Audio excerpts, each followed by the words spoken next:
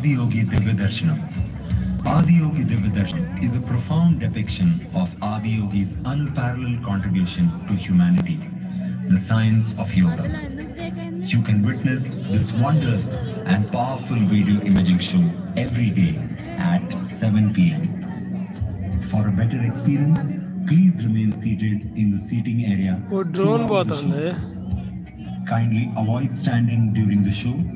Also, please avoid using your mobile phone torchlights during the show.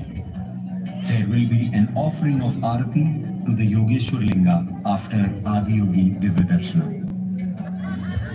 Adiyogi திவ்ய தரிசனம் நிகழ்ச்சிக்கு வருகை தந்திருக்கும் உங்கள் அனைவரையும் அன்புடன் வரவேற்கிறோம்.